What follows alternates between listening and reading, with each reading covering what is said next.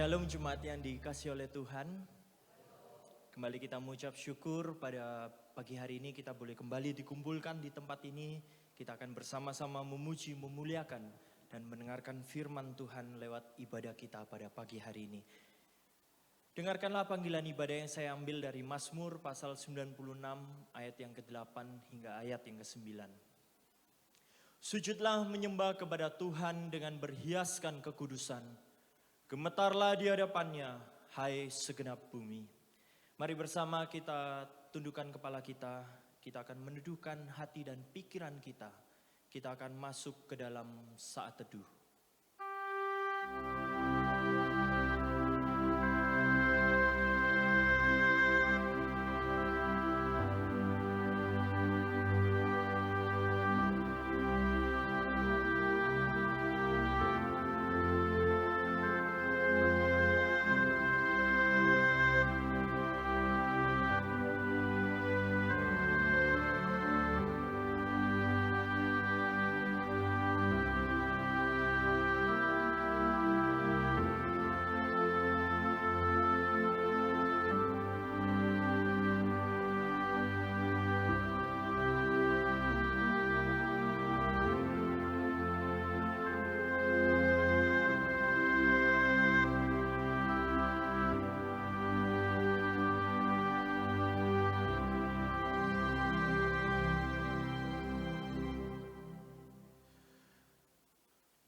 Pertolongan kita datangnya dari Allah yang menciptakan langit dan bumi serta segala isinya, dan yang tidak pernah meninggalkan hasil perbuatan tangannya. Turunlah kiranya atas kita kasih karunia dari Allah Bapa, Putra, dan Roh Kudus menyertai kita sekalian. Amin. Mari bersama kita akan memuji dan meninggikan pujian penghormatan kita. Hormat bagi Allah Bapa.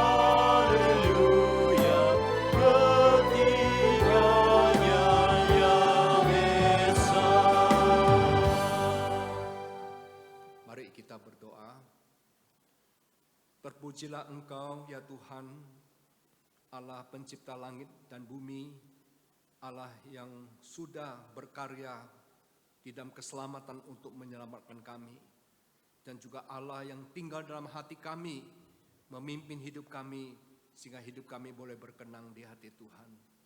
Terima kasih ya Tuhan, pagi ini Engkau memberikan kami kesempatan untuk berkumpul di tempat ini, beribadah kepada Tuhan. Satu hal kami mohon kepada Tuhan, ketika kami datang ke rumah Tuhan, bukan saja tubuh kami yang hadir, tapi hati kami juga hadir, dan kami konsentrasi penuh untuk beribadah, untuk menyembah Tuhan, sehingga ibadah kami boleh berkenan kepada Tuhan.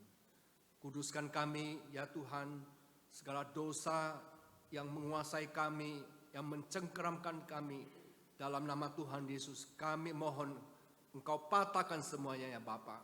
Kami memulai ibadah ini dengan memohon pertolongan dari Tuhan Yesus Kristus. Amin. Jemaat yang saya kasih, saya persilahkan duduk. Saya ingin kembali menyapa saudara sekalian yang hadir pada pagi hari ini. Shalom. Sudah siap memuji nama Tuhan? Tepuk pundak sebelah kanan dan kiri Bapak Ibu sekalian, katakan mari memuji Tuhan.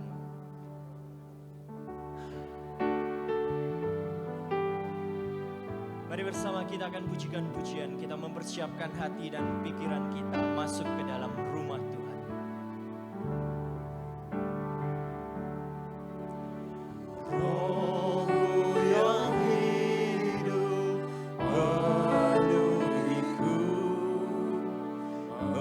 Mengalirkan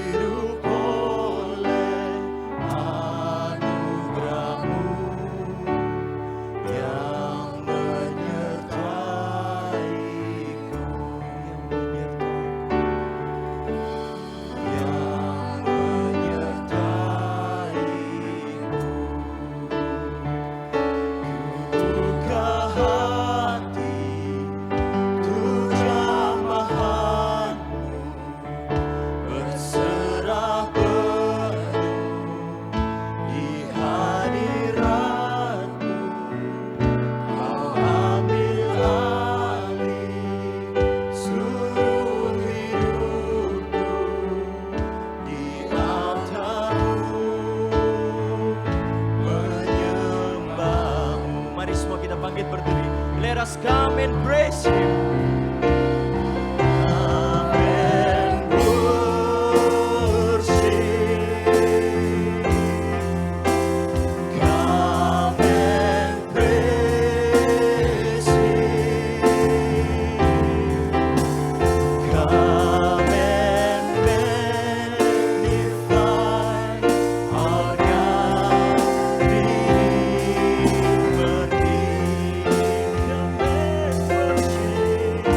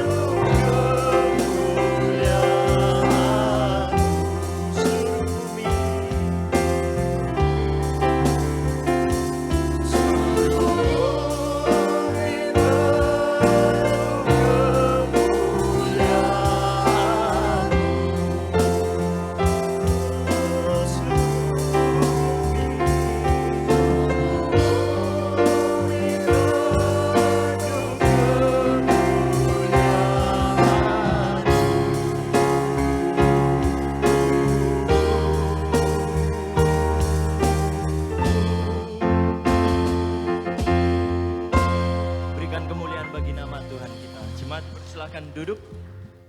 Semua yang hadir pada hari ini, kita semua bersuka cita. Amin. Yang amin cuman bagian tengah, yang kanan dan kiri amin. Amin. Mari bersama kita akan bersuka cita bagi nama Tuhan kita. Kita akan pujikan syukur kita di atas segala-galanya bagi nama Tuhan kita. Mari kita bersuka cita, kita bertepuk tangan. Berikan tepuk tangan yang paling meriah di hadapan Tuhan.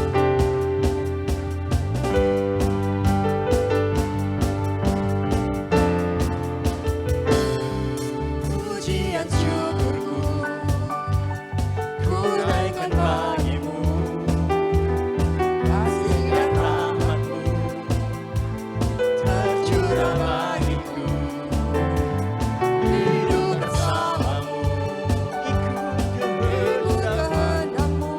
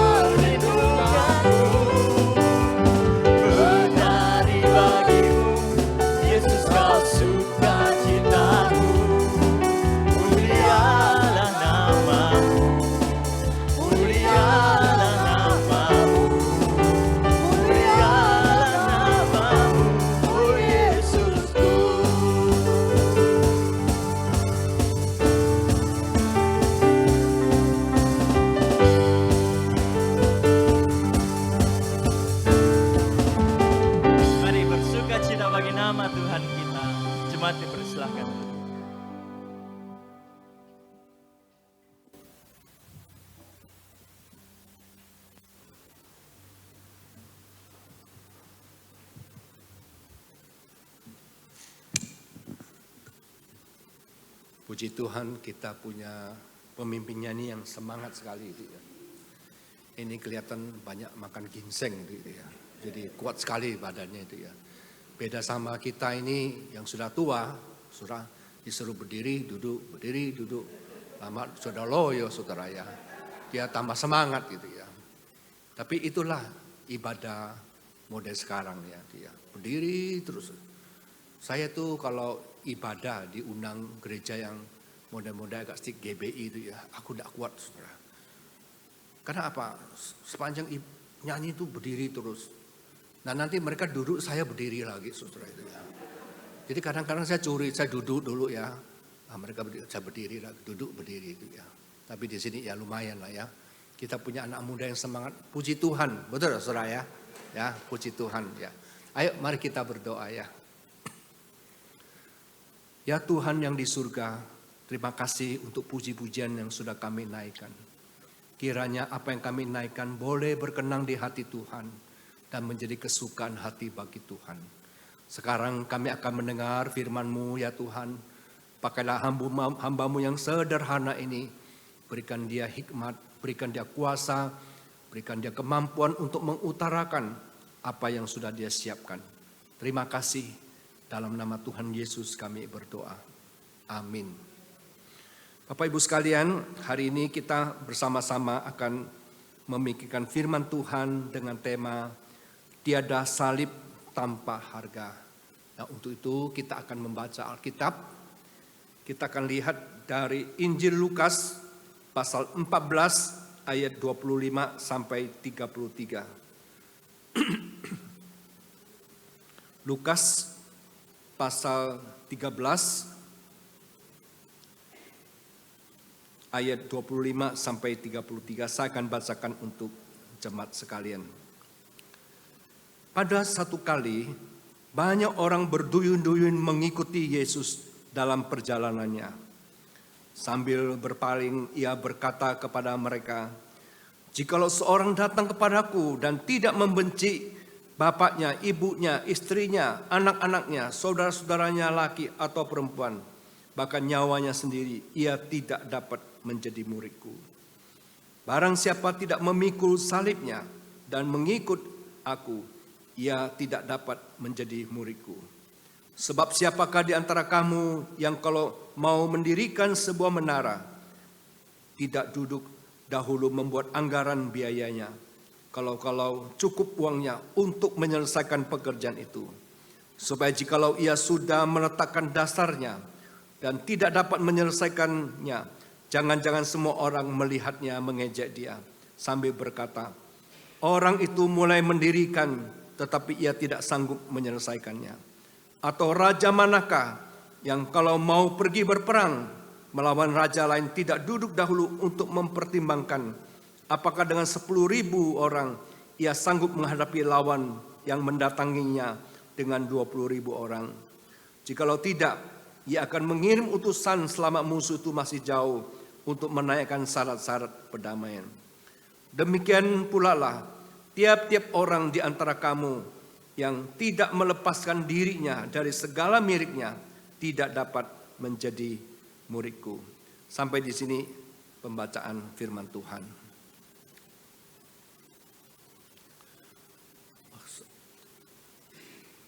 Bapak Ibu sekalian, saya pernah membaca satu survei tentang ibadah yang disukai jemaat masa kini. Nah, survei itu saudara ada 4 hal yang disoroti ya. Yang pertama, jemaat yang ibadah yang disukai jemaat itu ibadah yang bagaimana ya? Dikatakan 1, ibadah yang menyentuh emosi dan menguatkan hati. Jemaat masa kini ya mencari ibadah yang memberi penghiburan, sukacita, harapan, dan semangat untuk menghadapi pergumulan hidup. Pulang dari gereja dengan hati yang terhibur dan dikuatkan. Nah ini pertama saudara. Lalu bagaimana dengan musik yang menarik dan berkualitas? Dikatakan saudara, Pujian dan penyembahan menjadi faktor penting. Musik yang mudah diikuti, menyentuh perasaan dan dikemas dengan baik, lebih diminati jemaat. Lalu ketiga, khotbah yang bagaimana? Khotbah yang praktis dan relevan. Jemaat ingin mendengarkan firman Tuhan yang menjawab persoalan sehari-hari, keluarga, pekerjaan, keuangan, kesehatan, hubungan sosial, dan pergumulan hidup. Lalu yang keempat, saudara, ibadah yang bagaimana? Ibadah yang tidak terlalu menuntut. Banyak orang senang datang ke gereja, tapi kurang menyukai khotbah tentang menyangkal diri, memikul salib, pertobatan, kekudusan, pengorbanan, dan harga menjadi murid. Bapak Ibu sekalian, ini yang disukai orang masa kini. Tetapi apa yang disukai oleh orang masa kini, khususnya yang keempat, saudara, apakah itu disesuai dengan apa yang Tuhan ajarkan?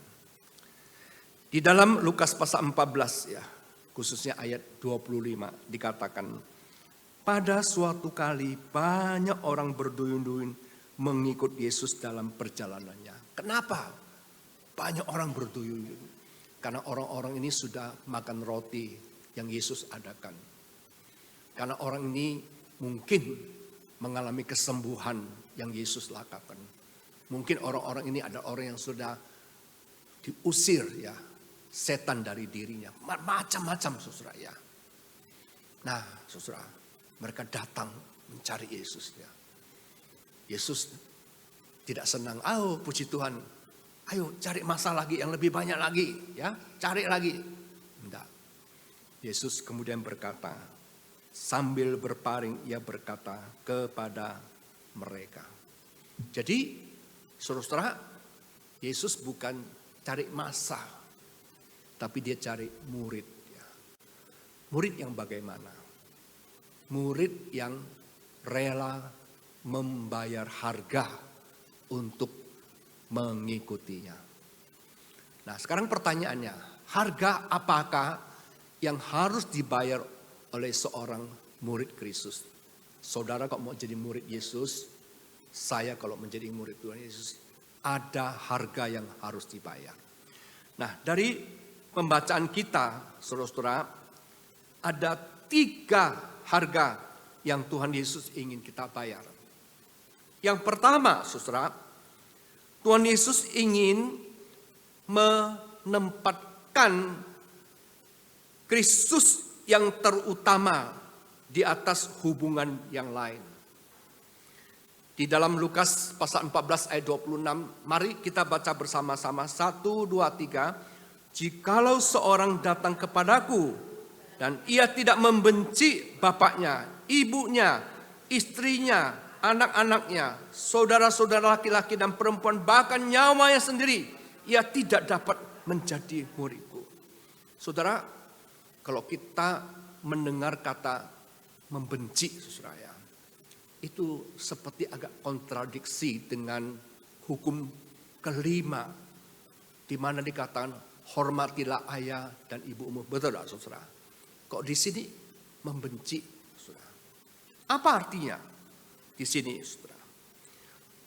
Nah, saudara, kata membenci di sini bukan berarti memusuhi atau mengabaikan keluarga atau saudara. Jadi membenci itu adalah satu istilah hiperbol, saudara, yang tidak boleh ditafsirkan secara letterlek ya. Harus lihat konteksnya, saudara.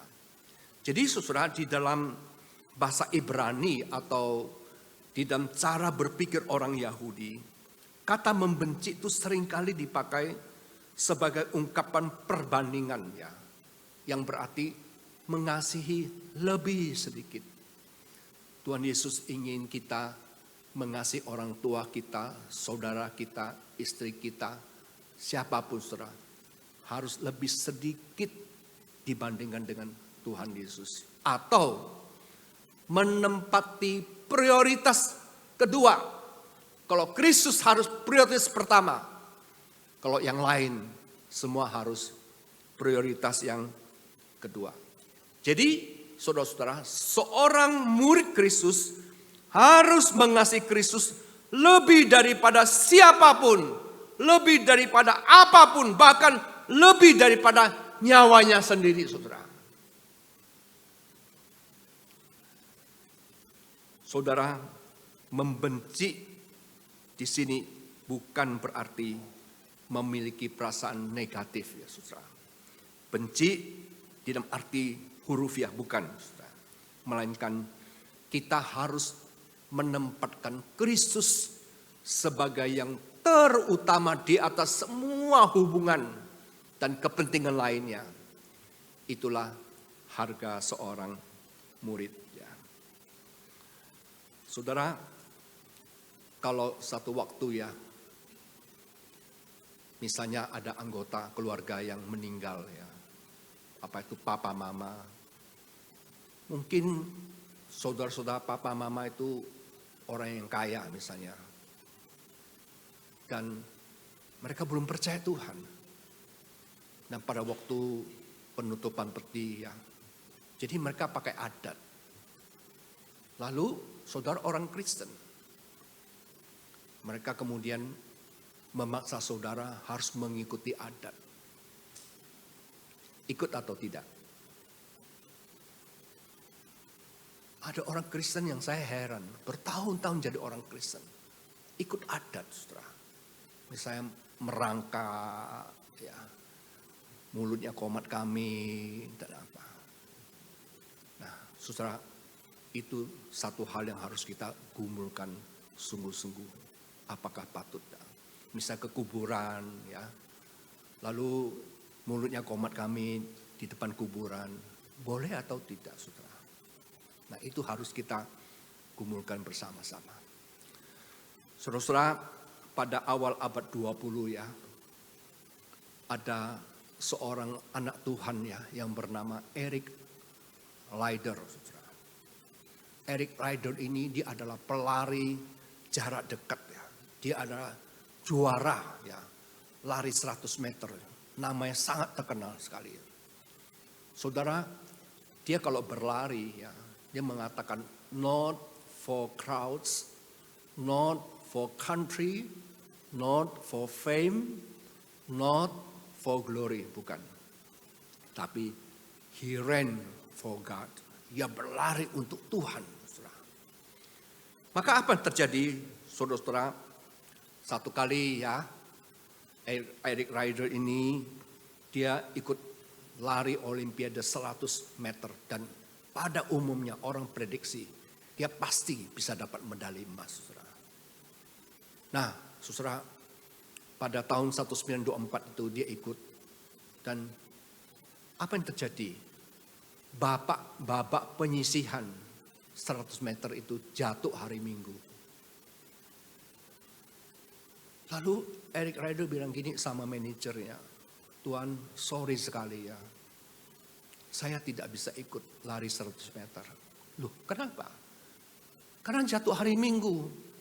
Hari Minggu bagi saya itu hari Sabat, di mana orang Kristen itu harus datang beribadah sama Tuhan. Saya tidak bisa punya kegiatan ini. Sekarang ibu-ibu ya, heran sekali, saudara. Itu selalu ajak anaknya ke plaza hari Minggu, ikut pertandingan ini, pertandingan itu. Saudara, sampai tidak ikut sekolah Minggu, mamanya juga tidak ikut ibadah. Saudara. Kadang-kadang saya cari, minggu lalu kamu tidak ibadah? Iya, saya bawa anak saya ikut pertandingan. Oh, ya apa sih saya bilang sih? Tak boleh ya Mukse. Ya tidak boleh, Tuhan dulu. Oh gitu, iya Mukse. Satu kali anak saya, saudara, bawa cucu-cucu saya itu ikut pertandingan dan menang lagi, saudara. Tak ngamui, saudara. Lain kali bawa lagi loh ya, hari Minggu ikut pertandingan, hari Minggu untuk Tuhan. Ya Pak, mereka pedih sama saya, saudara ya. Ya Pak, saudara. Nah, saudara, ini orang ini waktu pertandingan 100 meter itu yang dimana dia diprediksi dapat medali itu, dia menolak. Akhirnya dia dimaki-maki, saudara. Surat kabar Scotland itu, maki-maki habis saja. Bahkan pemimpin tertinggi negara telepon dia, suruh ikut. Dia nak mau, saudara. Akhirnya apa? Kesempatan dapat medali hilang, saudara. Tapi besok harinya ada tinggal satu nomor, ya, tinggal satu nomor. Dan nomor itu ada lari 400 meter, saudara. Dia bilang sama manajer, Pak, saya mau ikut yang 400 meter ini. Dia bilang, ini bukan spesialisasi kamu. Tidak apa-apa, saya coba lari. Dia bilang. Saudara, Senin itu dia lari. Dia bersaksi, ya. Ketika saya berlari, dia mengatakan, Tuhan membuat saya itu berlari cepat sekali. Seperti saya ini didorong, ya, untuk berlari cepat. Dia bilang. Dan ketika saya berlari, saya merasakan sukacita yang besar dari Tuhan. Dia bilang. Akhirnya apa, saudara? Akhirnya Eric Rider ini memenangkan perlombaan 400 meter yang bukan spesialisasi itu. Dan memecahkan rekor dunia yang sudah bertahan puluhan tahun, saudara. Wow, saudara. Menggemparkan dunia dan dia mendapat banyak uang, mendapat banyak hadiah dan sebagainya. Negara yang begitu apresiasi dia dan sebagainya, saudara. Dan di tengah-tengah puncak kejayaannya, saudara. Dia bilang sama manajernya, saya berhenti dari lari. Karena saya mau jadi misioneri ke Tiongkok, saudara. Waduh, saudara. Bayangkan, saudara.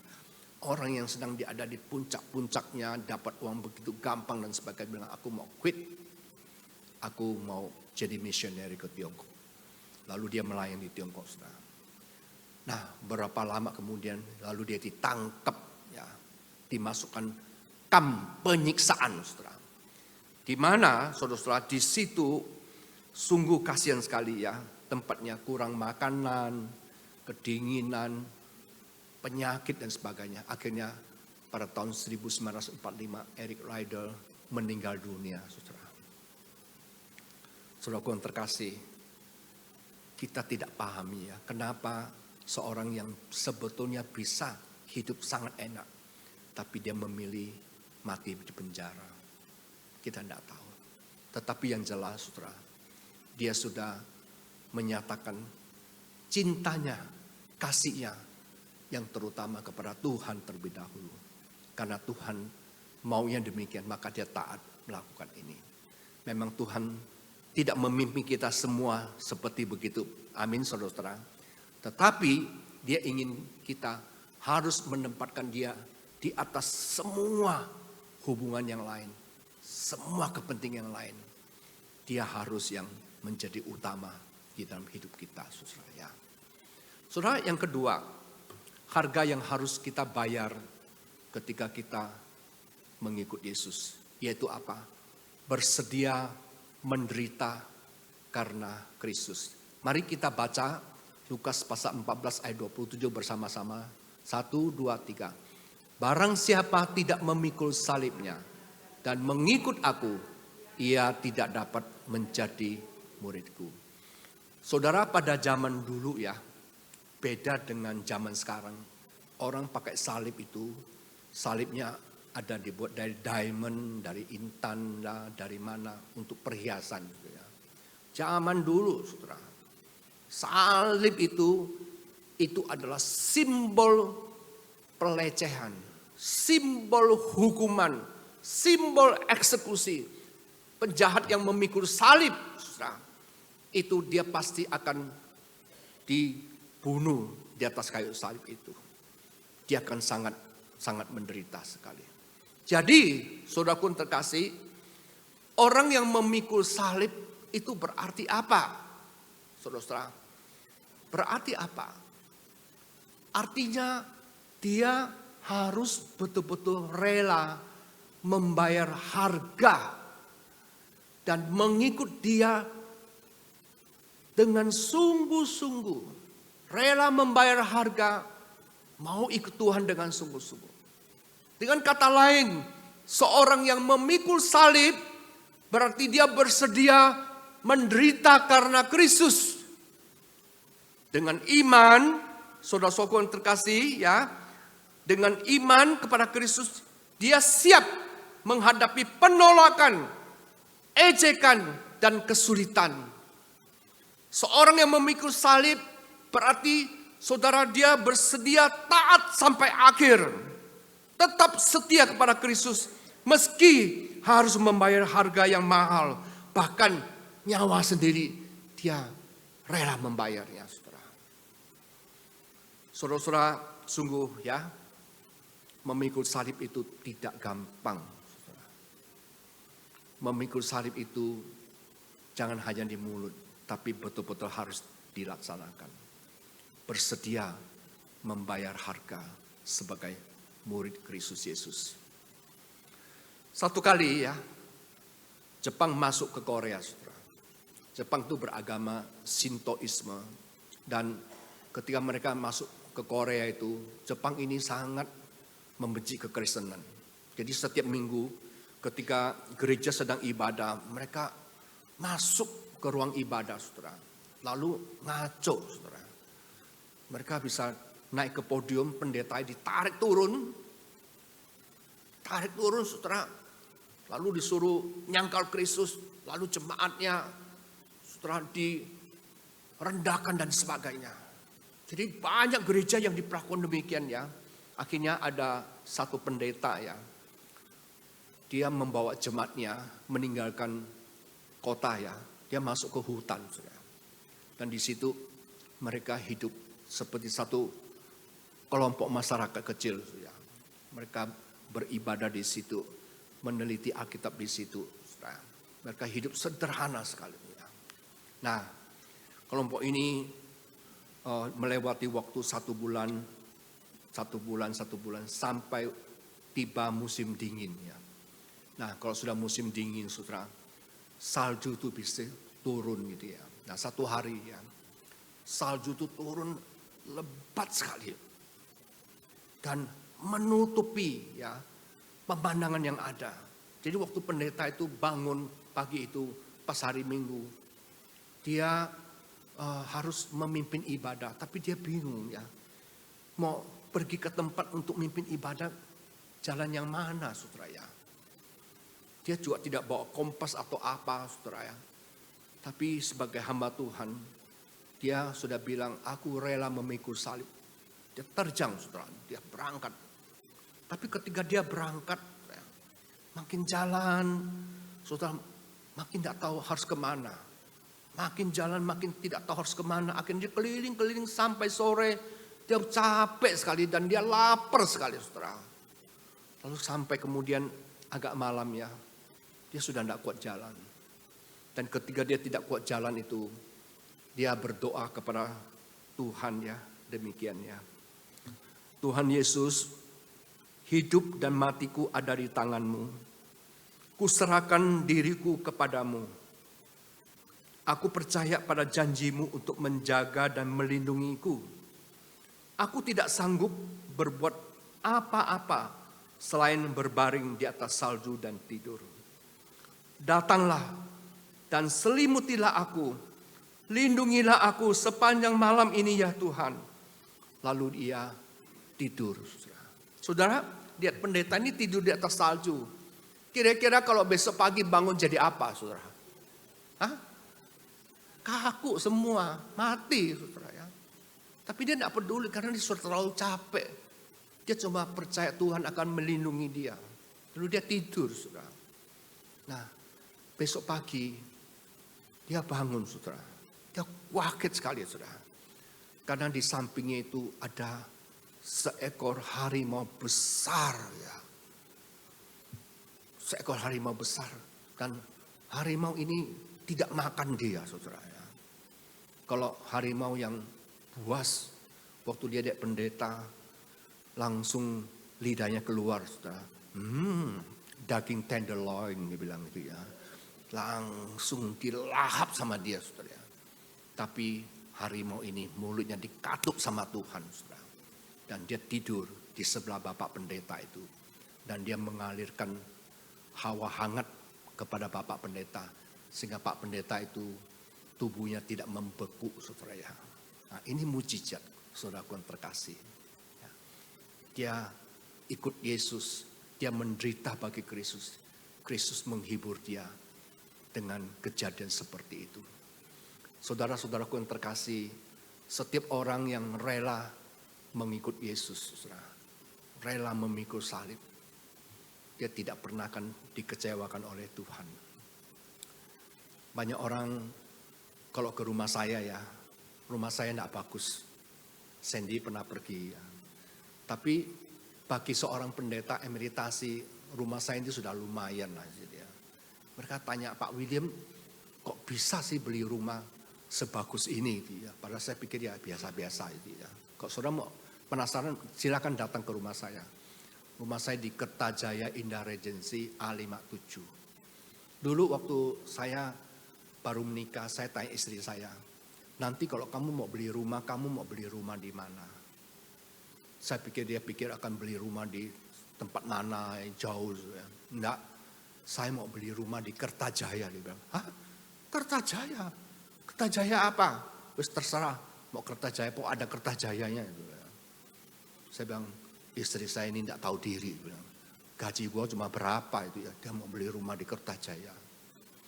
Tapi saudara itu dia punya dream ya, saya lupakan saudara. Tapi saudara tahu tak, saya sejak pertama kali melayani Tuhan, saya begitu betul-betul ikut Tuhan dengan setia. Sebagai gembala ya, saya selalu memberikan contoh kepada jemaat di dalam hal persembahan. Saudara, ya. Gereja saya sejak saya masuk sampai sekarang ini tidak mandek yang namanya persembahan iman. Pembangunan saudara itu ya. Waduh banyak sekali saudara ya. Dan saya tidak pernah mengeluh satu kaput. Dan saya bilang sama semua ya. Kalau saya persembahan kamu jangan ngomel.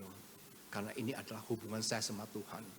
Ya, saya betul-betul mau mencintai Tuhan. Saudara setiap kali terima HR. Saya sisihkan untuk pembangunan. Saya sisihkan untuk misi, saya sisihkan untuk diakonnya. Dan sehari-hari ketika saya lihat jemaat saya sakit, mereka tidak ada uang ke dokter, saya sisihkan, saya kasihkan mereka saudara. Setelah tahun demi tahun, rupanya Tuhan itu tidak mau pernah berhutang ya kepada anak-anaknya. Dan satu hari ya, ada seorang jemaat saya, dia itu sebetulnya baik sama saya karena pada tahun itu dia mengalami sakit yang serius sekali saudara. Dan saya mendampingi dia, saya mendoakan dia dan sebagainya. Satu malam ya, lalu dia bilang sama saya begini, Pak William, saya sedang bangun rumah di Kertajaya Indah Regency. Pak mau ikut dia enggak Pak? Siapa tahu Bapak tertarik. Saya bilang, Pak janganlah. Kita hamba Tuhan mana bisa beli rumah di Kertajaya Indah Regency. Enggak, Bapak ikut saya besok ya. Jam sekian kita ketemu di sana. Saya pergi lihat saudara ya. Wah waktu saya lihat, saya senang saya. Lalu saya beritahu sama semua. Ini loh Kertajaya yang kamu idamkan ini loh. Ada loh. Sungguhannya saya ajak dia pergi. Saya dia lihat, senang dia saudara. Akhirnya kita bilang beli. Tapi saya bilang, Pak, bayarnya ya apa Pak? Wes Pak William jangan pikirkan bayar. Pak William cicil semampunya. Berapapun, berapa tahun saya tidak peduli. Dia bilang, pokoknya cicil aja. Dia bilang. Nah karena kita hamba Tuhan, orang sudah baik ya. Kita tidak istilah memanfaatkan kesempatan. Kita tabung, kita hidup hemat. Kita cicil dan beberapa tahun selesai saudara. Nah lalu saya pikirkan sekarang saudara, anak-anak saya saudara. Saya punya 2 anak. Anak saya yang laki itu, waktu kecil saudara ya. Saya tanya, Theo nanti kamu kalau besar, kamu mau jadi apa? Mau jadi pendeta kayak papa ya? Ini papa punya banyak buku. Nanti papa warisan sama kamu. Dia bilang, enggak, saya enggak mau jadi pendeta Soro. Dia bilang itu ya. Lalu kamu mau jadi apa? Saya mau ke Satria Baja Hitam, dia bilang itu. Hah? Kok bisa Satria Baja Hitam, saudara? Pokoknya aku enggak mau jadi pendeta. Tapi anak saya, saudara, sekarang diberkati Tuhan. Dia mempunyai bisnis yang cukup bagus, saudara. Cukup bagus. Dan dia sekarang bisa mensupport kami secara keuangan, saudara. Saya kalau pikirkan saudara, Tuhan itu tidak pernah utang kepada anak-anaknya. Tidak pernah. Amin, saudara. Ya. Apa yang Anda beri kepada Tuhan, ya, Tuhan ingat dan dia akan kembalikan kepada saudara-saudara sekalian. Saudara, jangan takut pikul salib. Jangan takut. Karena seringkali Tuhan hanya menguji kita. Dan pada akhirnya dia akan kembalikan apa yang sudah berikan pada dia. Dan yang ketiga dan yang terakhir, ya. Terakhir, apa syarat mengikut Yesus? Syarat mengikut Yesus adalah tidak menjadikan apapun sebagai Tuhan kalian selain Kristus Yesus. Artinya kita tidak boleh menuankan materi atau apapun selain Kristus Yesus. Mari kita baca Lukas pasal 14 ayat 33. 1, 2, 3. Demikian pula lah tiap-tiap orang di antara kamu yang tidak melepaskan dirinya dari segala miliknya tidak dapat menjadi muridku. Melepaskan dirinya dari segala miliknya. Nah, saudara-saudara, sekali lagi jangan salah paham ya. Tuhan Yesus tidak memerintahkan kepada kita kalau melepaskan diri dari segala sesuatu berarti setiap kita ya pulang rumah jual semua harta kita. Lalu kita kasihkan kepada semua orang dan hidup miskin. Bukan itu maksud Tuhan Yesus. Yang Yesus maksudkan adalah melepaskan hak kepemilikan, keterikatan hati kita terhadap segala sesuatu yang kita miliki. Saudara-saudara, manusia itu cenderung, saudara, kalau hatinya sudah terikat dengan sesuatu, maka dia mau menjadikan Tuhan sebagai Tuhan itu sulit sekali. Kalau hati kita sudah terikat dengan hobi, kita rela, saudara, kita keluar uang, buang tenaga. Kalau hati kita sudah terikat dengan apapun, saudara, kita cenderung akan ke arah situ. Dan Tuhan berkata, jangan biarkan hatimu terikat apapun kecuali kepada Tuhan Yesus. Dengan kata lain, seorang murid, saudaraku yang terkasih, akan berkata, apa yang saya miliki bukan milik saya lagi, melainkan milik Tuhan. Jikalau Tuhan meminta, saya rela menyerahkannya. Saudara, sekali lagi saya katakan, bukan berarti Tuhan ingin membuat saudara miskin. Tidak, saudara. Tapi Tuhan tidak mau membiarkan hati kita terikat dengan materi, terikat dengan hal-hal duniawi, sehingga kasihmu kepada Dia sudah tidak ada lagi. Jadi singkatnya, ya, saudaraku terkasih, harta, uang, rumah, pekerjaan, keluarga, harga diri dan segala milik tidak boleh menjadi tuan atas hidup kita. Seorang murid harus bersedia menyerahkan semuanya kepada Tuhan jika Tuhan menghendakinya. Kesetiaan kepada Kristus harus lebih tinggi daripada cinta kita kepada harta dan kenyamanan hidup. Kalau kita, ya sekali lagi, tidak bisa melakukan itu, berarti kita belum membayar harga. Nah, saudara, saya akan mengakhiri khotbah saya pagi ini dengan sebuah cerita, saudara. Pada awal abad 20 ya, hidup seorang pemuda yang bernama William Borden. Saudara, saya sangat kagum dengan orang ini. Bukan karena orang ini mempunyai kemiripan nama dengan saya. Dia William Borden, saya William Lim ya, bukan, saudara ya. Ya. Tapi William Borden ini, saudaraku yang terkasih, dia adalah anak yang amat kaya, saudara, dan ternama di Amerika. Pada waktu dia lulus SMA, sekali lagi, waktu dia lulus SMA, saya tahu apa yang dilakukan. Papanya mengajak dia mengelilingi Asia, saudara. mengelilingi Eropa dan mengelilingi Amerika dengan harap apa? Bapaknya tuh ingin anaknya tuh punya pikiran yang terbuka terhadap dunia ini. Supaya apa?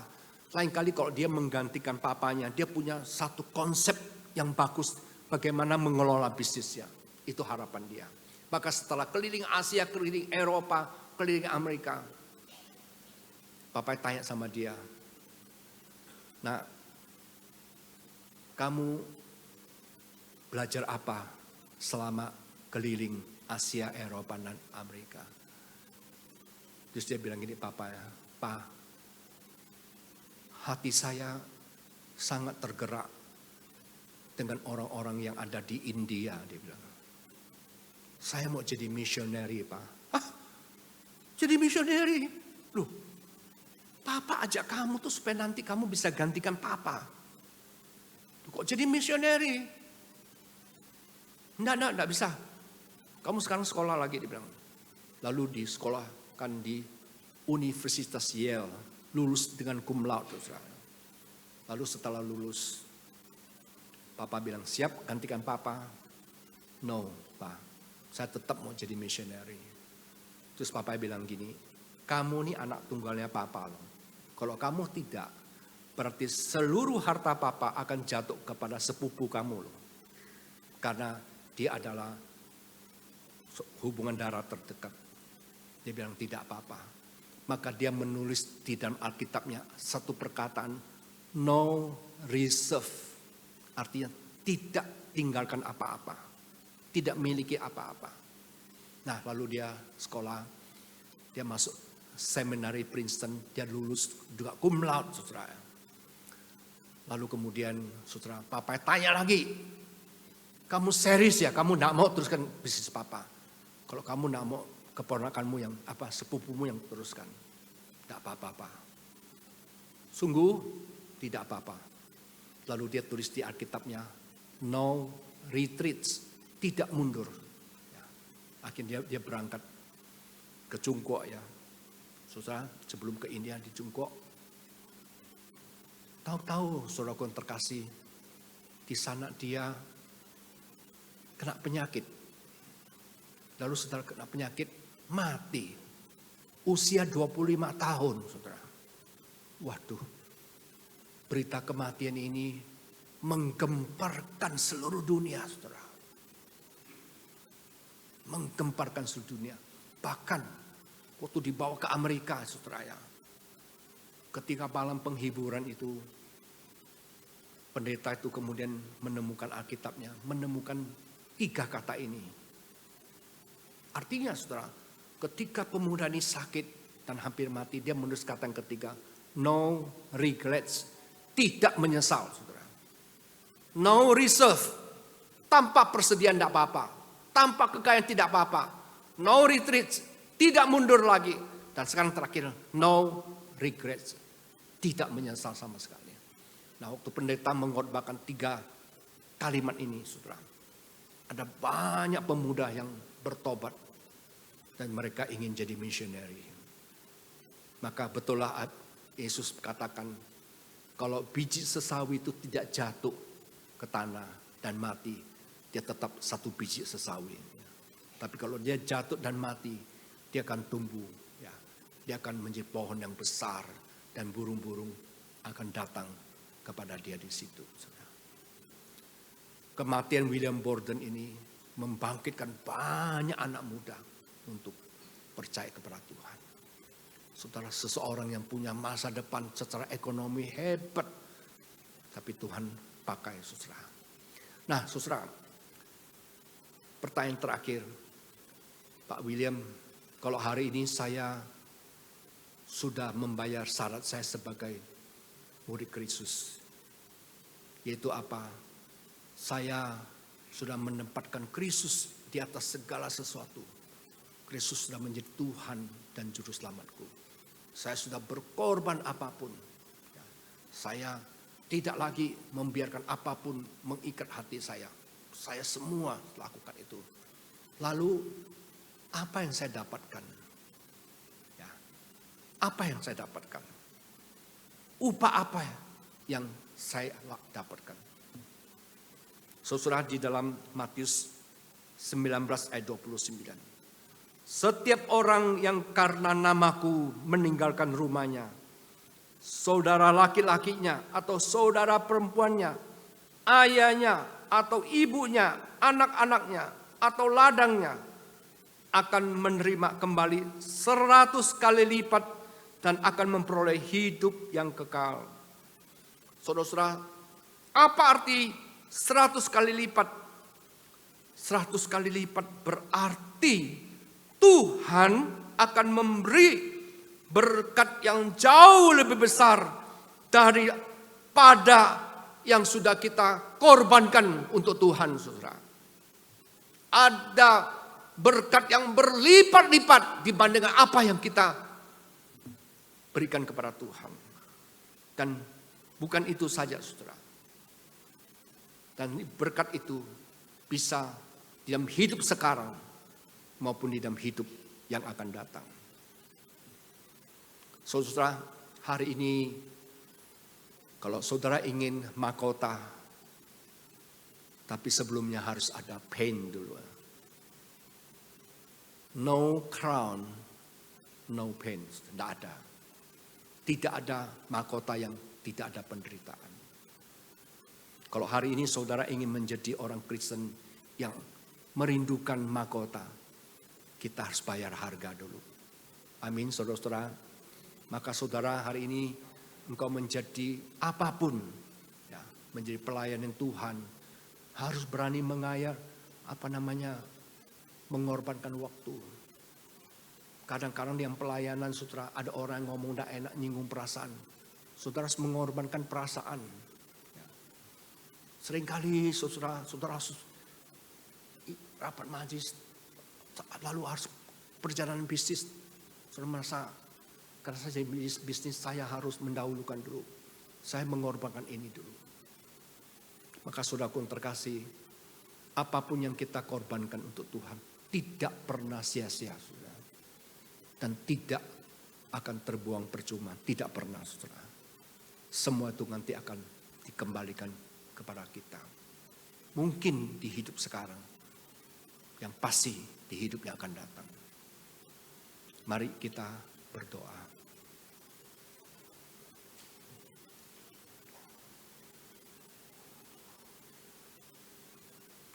Bapa dalam surga, hamba-Mu telah selesai menyampaikan firman-Mu ya Tuhan. Dan hamba-Mu sungguh-sungguh berdoa bahwa apa yang hamba-Mu sampaikan ini, meskipun mempunyai syarat yang berat ya Tuhan, tetapi itulah tujuan Tuhan, agar kami melawan ego kami, melawan kenyamanan daging kami ya Tuhan. Kami dengan berani tidak membiarkan hati kami terikat oleh apapun. Kami tidak membiarkan hidup dalam zona nyaman ya Tuhan. Kami harus berani memikul salib untuk Kristus. Tuhan, tolong kami ketika kami masih diberi kesempatan. Apakah di dalam bentuk pelayanan atau bentuk apapun ya Tuhan. Kami selalu memberikan yang terbaik untuk Tuhan. Waktu kami, energi kami, bahkan uang kami. Dan apa yang kami berikan itu tidak pernah sia-sia Tuhan.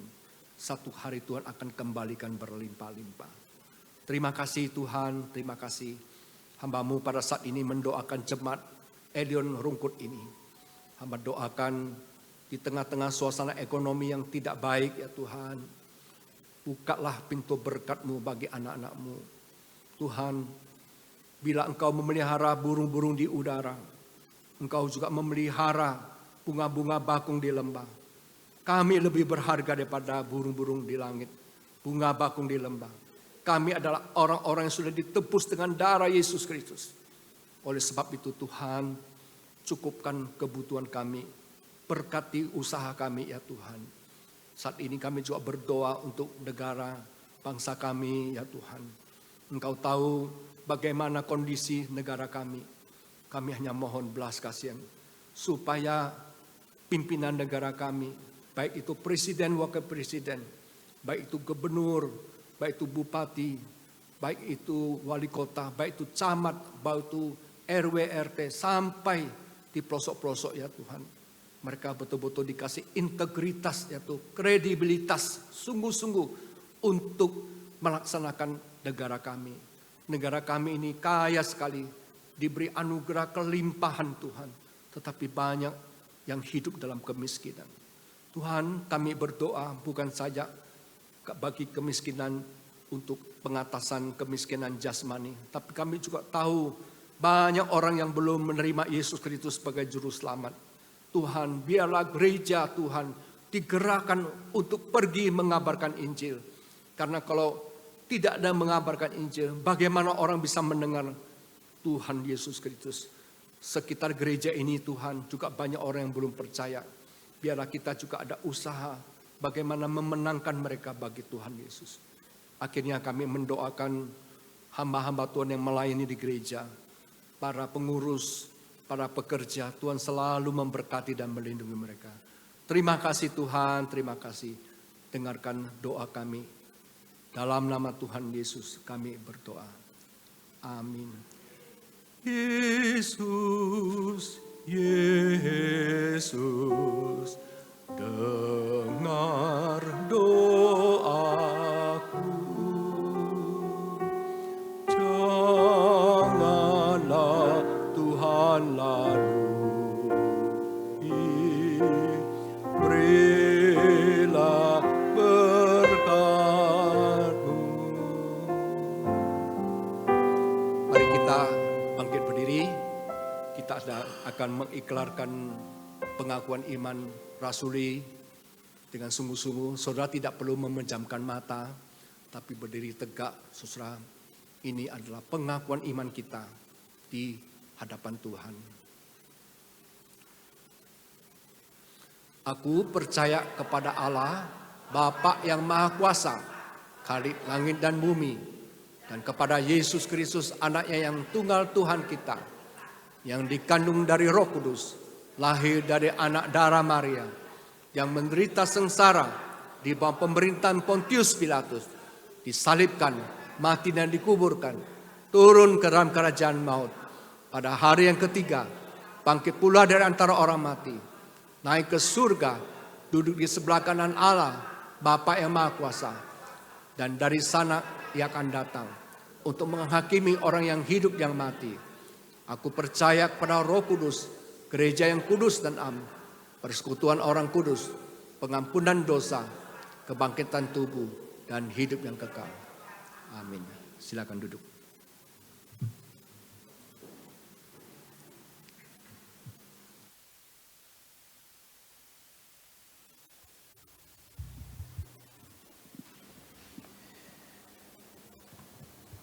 Puji Tuhan untuk firman Tuhan yang sudah disampaikan oleh hamba-Nya.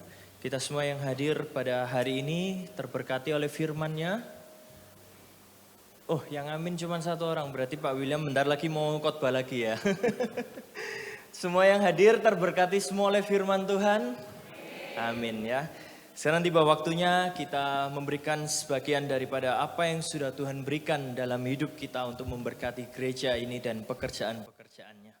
Mari bersama kita akan mempersiapkan persembahan kita. Kita akan berikan persembahan kita dengan sukacita. Kita akan bertepuk tangan dan bersukacita kembali.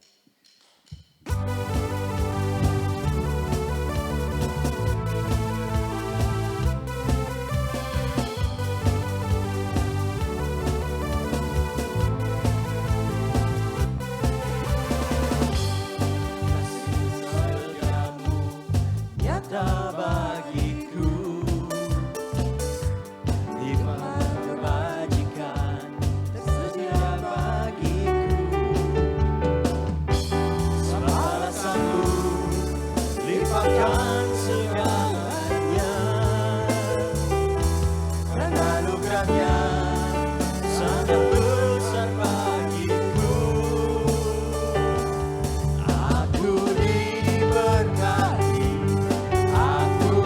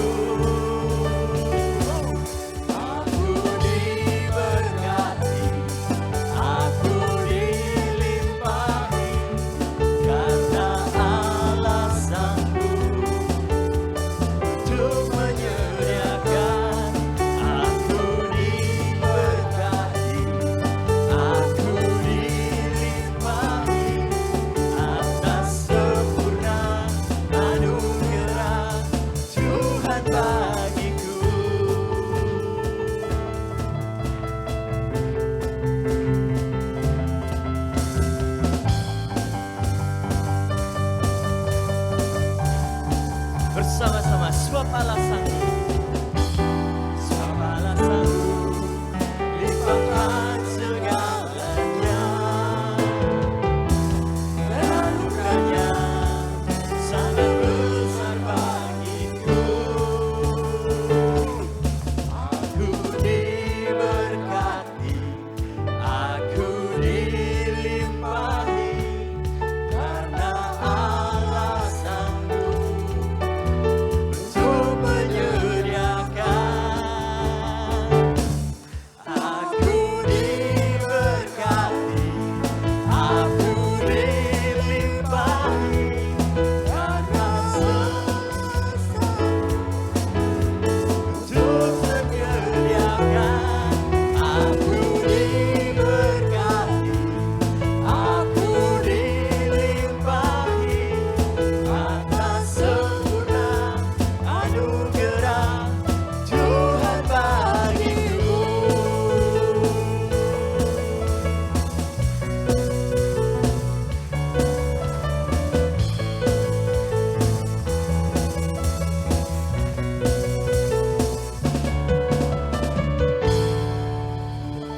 Mari kita tundukkan kepala kita masuk dalam doa.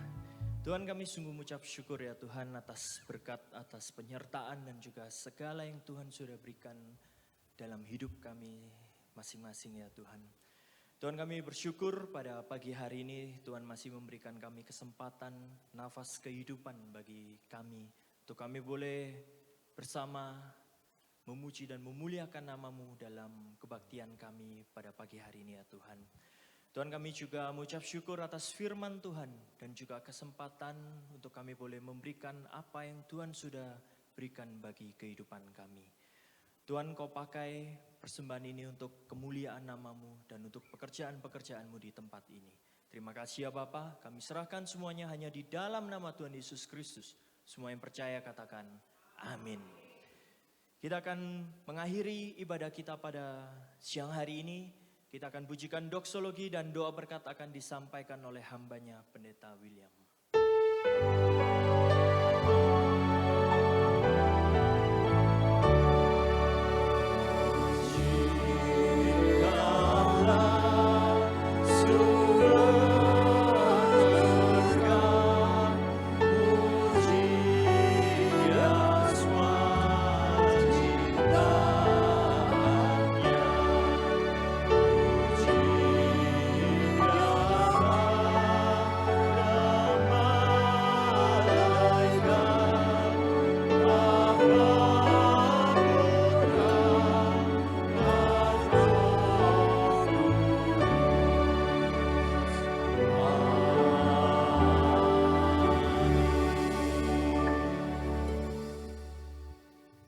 Jemaat Tuhan yang terkasih, mari kita mengarahkan hati dan pikiran kita kepada Tuhan dan menerima berkat daripadanya.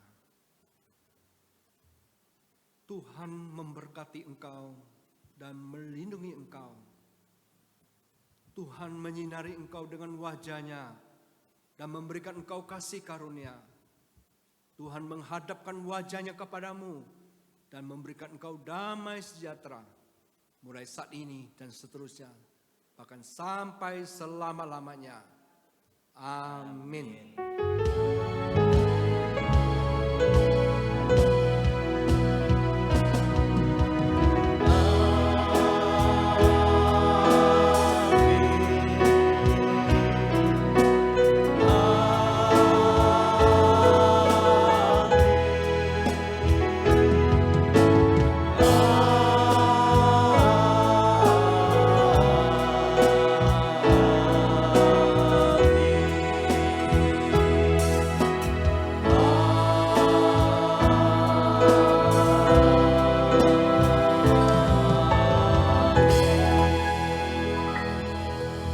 Jemaat, persilahkan duduk. Selamat hari Minggu. Tuhan Yesus memberkati kita semua.